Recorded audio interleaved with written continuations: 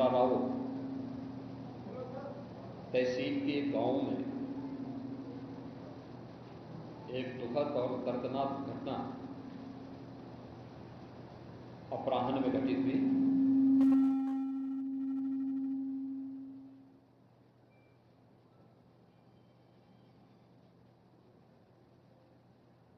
इस पूरी घटना के तह तक जाने के लिए शासन स्तर पर हम लोगों ने कल भी जो व्यवस्था बनाई थी, लेकिन प्रथम दृष्टया हम लोगों का यह था कि पहले राहत और बचाव के कार्य को आगे बढ़ाया जाए।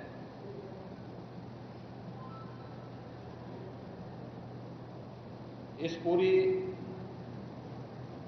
जो अभी हादसा है, इस हादसे में 121 श्रद्धालुओं की मृत्यु हुई,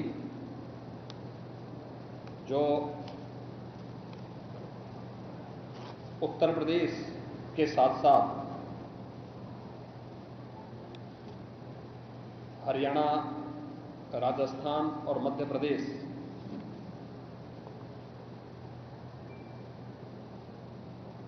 से भी जुड़े हुए थे। उत्तर प्रदेश में हाथरस, बदायूं, कासगंज, अलीगढ़, एटा, ललितपुर, शाहजहांपुर, आगरा, फिरोजाबाद, गौतम बुद्ध नगर, मथुरा, औरैया, बुलंदशहर, पीलीभीत, संभल और लखीमपुर खीरी, इन 16 जनपदों के भी कुछ श्रद्धालु जन थे जो इस हादसे के शिकार हुए हैं।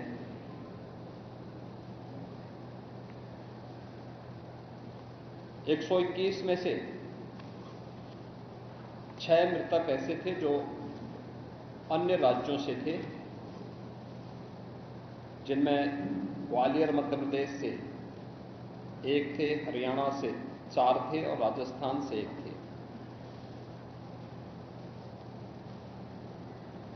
हाथरस के जिला हॉस्पिटल में मैंने जो घायल हैं, 31 ऐसे घायल हैं जो हाथरस, अलीगढ़, एटा और आगरा के हॉस्पिटल में जिनका उपचार चल रहा है, और उसमें लगभग सभी आउट ऑफ डेंजर है।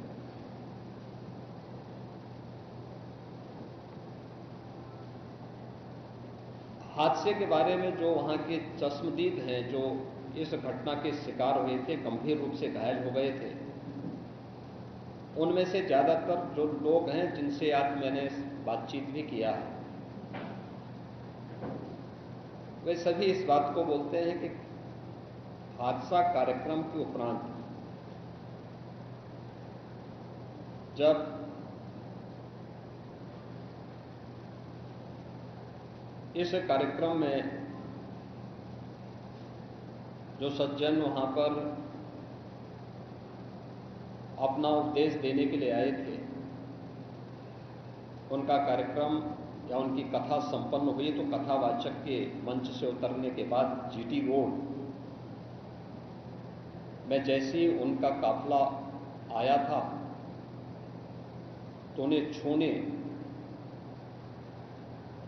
के लिए जब महिलाओं का एक दल उधर बढ़ा, तो उनके पीछे पीछे भीड़ गई और इसी के बाद वे एक दूसरे के ऊपर चढ़ते गए। सेवादार भी लोगों को धक्का देते रहे, जिसके कारण दोनों ओर, जीटी रोड के दोनों ओर और जीटी रोड के अंदर भी ये सब हादसा वहां पर होता हुआ दिखाई दिया। इसका सबसे दुखद पहलू यह था कि इस प्रकार के आयोजन में जो सेवादार प्रशासन को अंदर घुसने नहीं देते, दुर्घटना होने के तत्काल बाद या दुर्घटना के दौरान प्रारंभिक रूप में इन्होंने पहले वहां पर इस मामले को दबाने का प्रयास किया, लेकिन जब उन्हें प्रशासन ने हॉस्पिटल ले जाने की कार्रवाई प्रारंभ की तो इनमें ज्यादातर सेवादार वहां से भाग गए। इस पूरी घटनाक्रम के लिए हम लोगों ने एडीजी आगरा की अध्यक्षता में एक एसआईटी गठित की है, जिसने अपनी प्रारंभिक रिपोर्ट दी है और इस घटना की तह में जाने के लिए उनसे कहा गया है। बहुत सारे ऐसे पहलू हैं जिन पर जांच होनी बहुत आवश्यक है। अब तक प्रथम दृष्टया जो थी हमारी कार्रवाई ये थी कि राहत और बचाव के कार्य को आगे बढ़ाने के बाद आयोजकों को पूछताछ के लिए बुलाना, घटना के बारे में, हादसे के कारणों के बारे में उनसे भी पूछताछ करना और फिर घटना की लापरवाही और जिम्मेदारों की जवाबदेही भी इसके लिए तय करना, जिसके लिए पहले से ही एफआईआर यहां पे दर्ज हो चुकी है। इसके लिए कार्रवाई आगे बढ़ रही है। हम लोग इस बात को किसी भी प्रकार से डिनाई नहीं कर सकते कि इस प्रकार की घटना केवल एक हादसा नहीं होता। अगर हादसा भी है तो उसके पीछे कौन जिम्मेदार है, और अगर वह घटना घटित हुई है तो इसके पीछे हादसा नहीं तो साजिश किसकी है, कौन इसके पीछे है।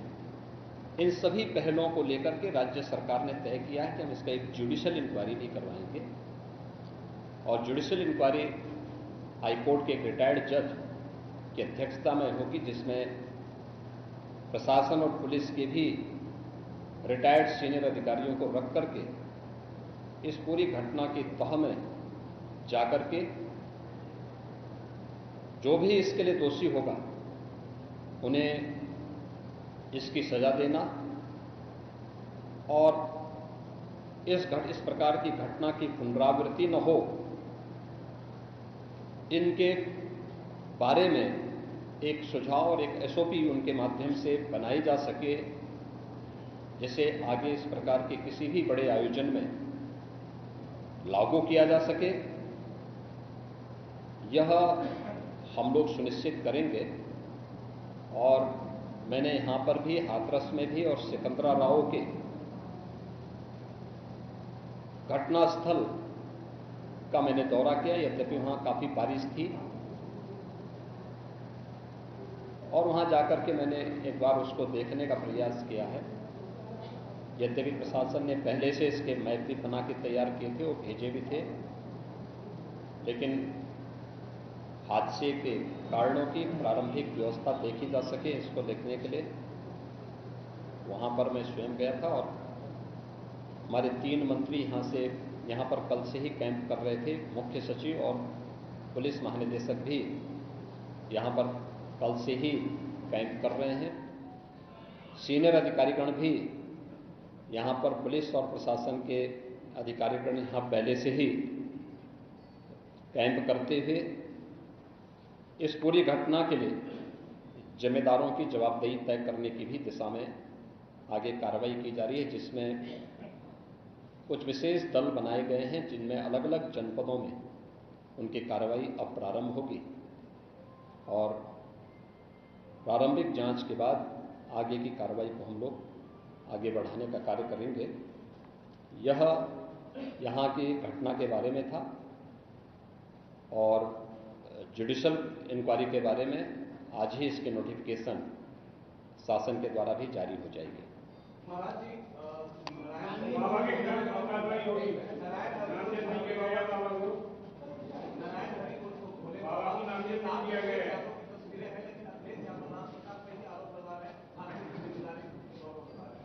देखिए, कुछ लोगों की एक प्रवृत्ति होती है कि इस प्रकार के दुखद और दर्दनाक घटनाओं में भी वे राजनीति ढूंढते हैं, और ऐसे लोगों की ये फितरत है कि चोरी भी और सीना चोरी भी। यह हर व्यक्ति जानता है कि सज्जन के फोटो किसके साथ में है, उनके राजनीतिक संबंध किन के साथ जुड़े हुए हैं। तो स्वाभाविक रूप से आप लोगों ने इस बात को देखा होगा कि पिछले दिनों रैलियों के दौरान इस प्रकार की भगदड़ कहां मचती थी और कौन इसके पीछे थे, और मुझे लगता है उसकी तह में जाना आवश्यक है। जो लोग निर्दोष लोगों के जीवन के साथ खिलवाड़ करते हैं और उनकी जवाबदेही भी इसके साथ तय होगी।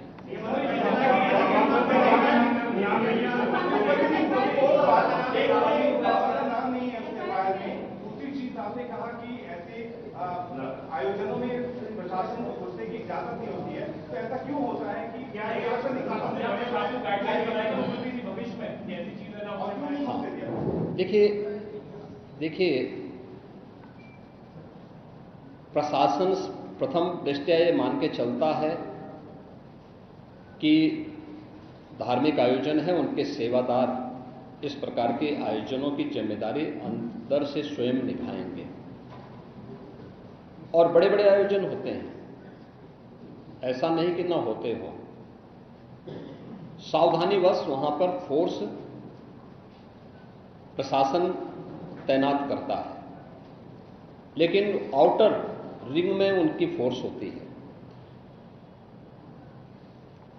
अंदर अगर आप देखेंगे तो उनके स्वयंसेवक के सेवादार ही इस पूरे व्यवस्था का संचालन करते हैं, उनकी देखभाल करते हैं। और जहां पे भीड़ अनुशासित होती है, धार्मिक और आध्यात्मिक श्रद्धा भाव के साथ लोग जहां आते हैं, वहां पर भीड़ अनुशासित भी रहती है। लेकिन जब वही कार्यक्रम निहित स्वार्थी तत्वों के हाथों का खिलौना बन जाता है, तो वह अनुशासनहीनता का नजारा वहां पर भी देखने को मिलता है। और इसका शिकार अंततः वह निर्दोष व्यक्ति होता है जो धार्मिक श्रद्धा के साथ उस आयोजन में भागीदार बनता है, क्योंकि उसको तो साजिश के बारे में पता नहीं होता है और वह अपनी उस श्रद्धा भाव के साथ आता है। लेकिन साजिश करने वाले लोग अपनी साजिश करके फिर वहां से चुपचाप खिसकने का प्रयास भी करते हैं। होना यह चाहिए था कि अगर हादसा था तो सेवादारों को वहां पर इस पूरी घटना को पहले तो अपनी व्यवस्था को सुदृढ़ करना चाहिए था, और अगर सुदृढ़ नहीं कर पा रहे थे तो प्रशासन का सपोर्ट लेकर के हादसे के शिकार लोगों को हॉस्पिटल पहुंचाने की व्यवस्था करनी चाहिए थी, उपचार की व्यवस्था करनी चाहिए थी। इसका सबसे दूसरा जो पहलू ये है कि हादसा में लोग मरते गए और सेवादार उससे पहले वहां से खिसक करके भाग चुके थे, और इसीलिए हम लोग इसकी तह में जाएंगे। और मैं इस बात के लिए आपको इस बात के लिए मैं कह रहा हूं ना कि मैंने इसीलिए जुडिशियल कमीशन के बारे में राज्य सरकार ने इसको तय किया है। हम इसके तह निष्कर्ष पर आएंगे और इस प्रकार के बड़े बड़े आयोजन हम लोग करते रहे हैं, लेकिन कहीं भी कोई इस प्रकार की चीजें नहीं आई है। और मुझे लगता है हम लोगों ने इस प्रकार के बड़े बड़े आयोजन हमेशा किए हैं, कुंभ जैसे बड़े आयोजन किए हैं, बड़े बड़े कार्यक्रम होते रहे हैं। लेकिन इसीलिए मैंने कहा कि इसकी तह में जाना आवश्यक है कि आखिर इसके पीछे कौन लोग इसके लिए जिम्मेदार हैं। दूसरा, राज्य सरकार ने और केंद्र सरकार ने, देखिए कि एफआईआर एप्लीकेशन परमिशन के लिए जिन लोगों ने दी थी, प्रथम दृष्टया पहले एफआईआर उनके खिलाफ होती है और इसके बाद फिर उसका दायरा बढ़ता है। ये सभी अन्य लोगों के दायरे में आएंगे, जो भी इसके लिए जिम्मेदार होंगे वो इसमें आएंगे। केंद्र और राज्य सरकार ने आर्थिक सहायता की भी घोषणा की है। जो निर्दोष लोग इस पूरे हादसे के शिकार हुए हैं, उनके जो नाबालिग बच्चे हैं, जो स्कूल में पढ़ने वाले बच्चे हैं, उनको हम उत्तर प्रदेश मुख्यमंत्री बाल सेवा योजना के अंतर्गत उन बच्चों की पढ़ाई की व्यवस्था हम लोग राज्य सरकार से करवाएंगे। उन्हें जिस भी स्कूल में पढ़ रहे होंगे, जिन भी संस्थाओं में पढ़ रहे होंगे, या उनके स्कॉलरशिप आदि की व्यवस्था के लिए भी राज्य सरकार ने तय किया है। और प्रत्येक मृतक के परिवारजन को भी केंद्र और राज्य सरकार मिलकर के 4 लाख रुपए की सहायता और गंभीर रूप से घायल व्यक्ति को 1 लाख रुपए की सहायता दे रही है। धन्यवाद।